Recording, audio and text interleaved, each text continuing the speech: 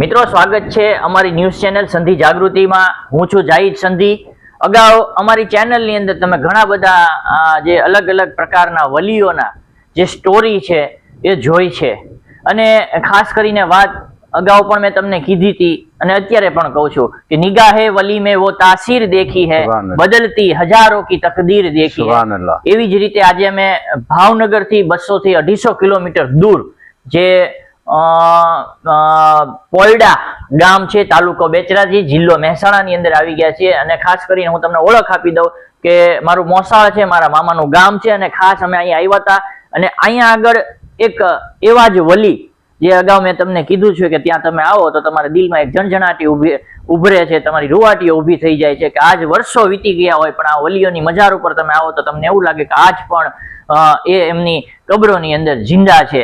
એવા જ અહીંયા એક વલી છે જેનું નામ છે બકાસા બાબા, અને એ બકાસા બાબાની પણ ઘણી કરામતો છે અને નેચરલ વાતાવરણ એટલે કે કુદરતી સૌંદર્ય આજુબાજુમાં તમે વિડીયો ચાલતો હશે આગળમાં તો તમે જુઓ છો કે બાજુમાં તળાવ છે અને આજુબાજુમાં એટલી ગ્રીનરી છે, આખો કુદરતી વાતાવરણ છે ને વર્ષો વીતી ગયા। આજે અમે જયારે આવતા હતા ત્યારે તો ગામની અંદર સાવ કાચા મકાનો હતો, આજે તો ગામ ઘણું બધું પ્રગતિ કરી ગયું છે। પણ બકાસા બાબાની જે મજારે આપણે આવીએ તો જે અલગ પ્રકારની ઉર્જાનું સંચાલન થાય છે, એક શાંતિ મળે છે, ઈ પણ આજે પણ એ જ શાંતિ કાયમ છે। આજે હું આવ્યો છું તો જે અહીંયા આગળ વર્ષોથી વાલેકુમ સલામ હબીબભાઈ જે છે જે બાપુની ખિદમત કરે છે અહીંયા હોય છે।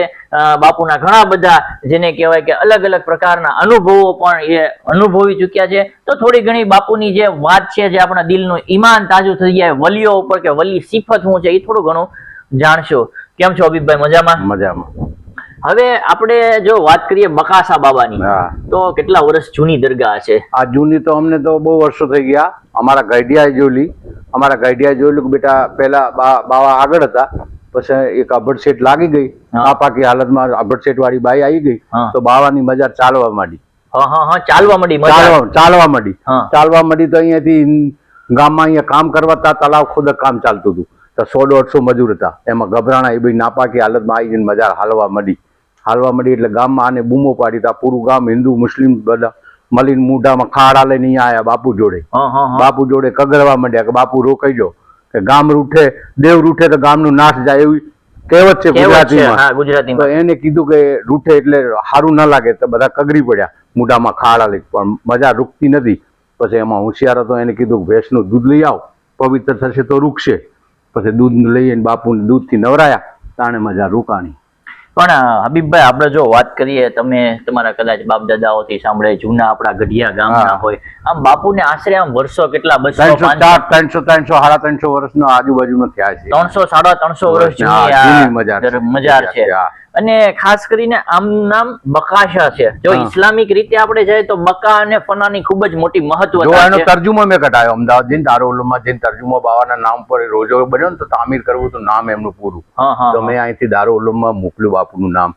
પછી એમને તર્જુમો કાઢ્યો કે એમનો સિંથળો એવો છે કે બકા ઓર ફના, એનો મતલબ તર્જુમો એ નીકળ્યો એટલે એના માટે લગાવ્યું છે નામ એમ।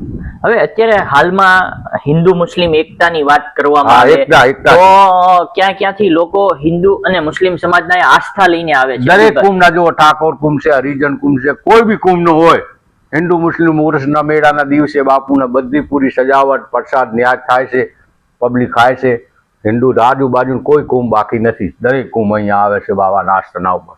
બ્રાહ્મણ હોય કે ગમે તે કુંભ નો હોય અહીંયા સલામી હાજરી દેવા આવે છે, એની તમન્ના હોય તમન્ના પૂરી બાપુ કરે છે, ડાયરેક્ટ કેસ મૂકે અને મૂકી દે। હબીબભાઈ ઉર્સની વાત કરવામાં આવે, ક્યારે ઉર્સ મનાવવામાં આવે છે સરકાર? 11મી નો 1617 ચાંદે ઉર્સ થાય છે। 11મી નો મોટા પીરની 11મી આવે ને 16મી રાતે બાપુનું સંદલ થાય, ઈશાની નમાજ બાદ તકરીર બકરીર જે બી રાખ્યું હોય રાખવાનું રાતે, પછી બાપુનું સંદલ રાતે થઈ જાય, 2 વાગે થઈ જાય, 1 વાગે થઈ જાય, 3 વાગે થઈ જાય, ભૂલ થાય રાતે। દિવસે જલાલમાં આવે છે, બરાબર છે, દિવસે સંદલ થતું નહીં, ઓરત ના જોવે। અને ઓરત ના જોવે અહીંયા હાજરીમાં, અહીંયા આટા ચોકમાં નહીં, બાર હોય જ નહીં, પુરુષમાં હોય સંદલ વખત ટાઈમે હોય જ નહીં લગભગ તો।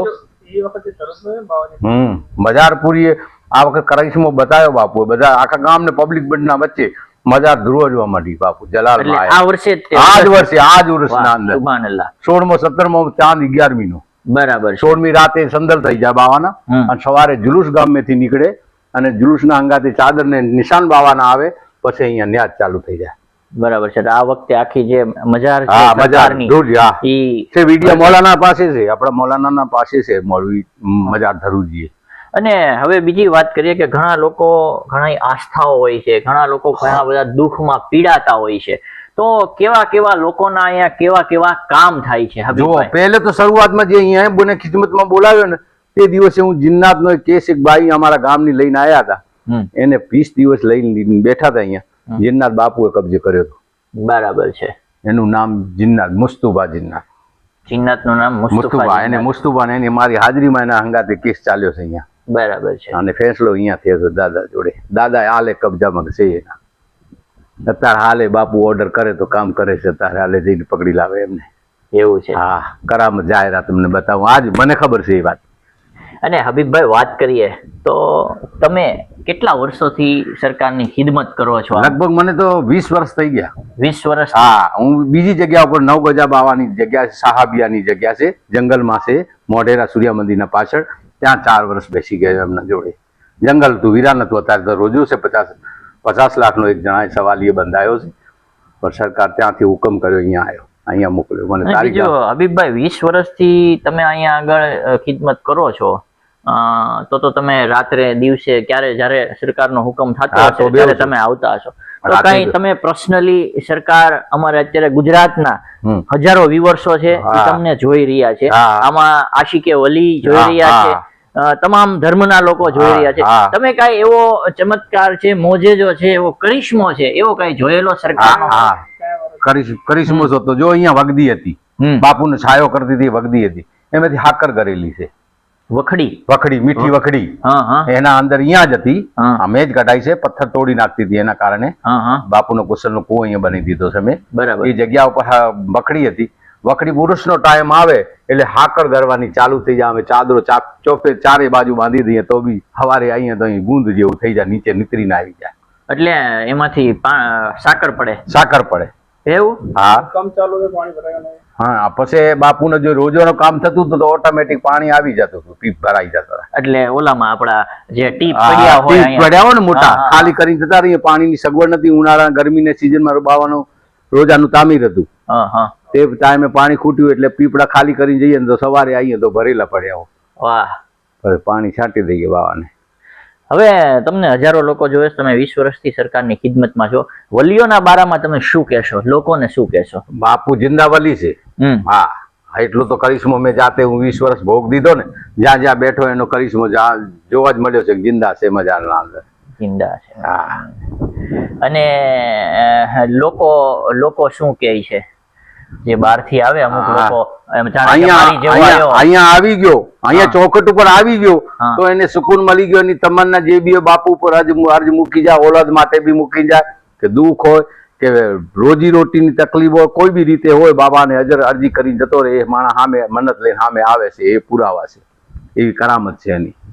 જે બી તમન્ના હોય પૂરી કરી દે છે. એટલે મિત્રો, આપણે અગાઉ જયારે વિડીયોની શરૂઆત કરી હતી, સ્ટોરીની શરૂઆત કરી, ત્યારે મેં તમને કીધું હતું કે નિગાહે વલી મેં વો તાસીર દેખી હૈ, હજારો કી બદલતી તકદીર દેખી. એટલે કે વલીની જેની ઉપર ખાલી નજર પડી જાય છે તો એની જિંદગી છે એ આખી બદલી જાય છે. એવી જ રીતે હબીબભાઈ જે વસ્તુ કીધી એ તમામ સનાતન સત્ય છે.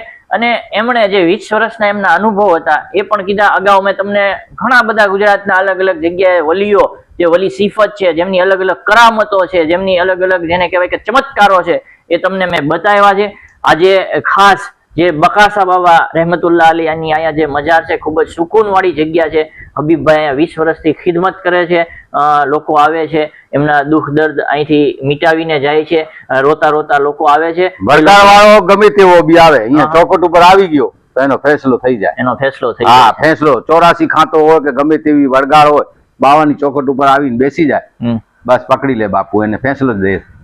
એટલે આવા વલીઓ જે છે એ હજી છે, લોકોના દુઃખ દૂર કરે છે. અને ખાસ કરીને જે આજે અમે અહીંયા આવ્યા હતા એટલા જ માટે આ જે બકાસા બાવાનો જે ચમત્કાર છે, બકાસા બાવાની જે મજાર જે હયાત છે, અને લોકોને આજ પણ ઈ ફેજ જે છે એ ફેજ રાબ બને છે.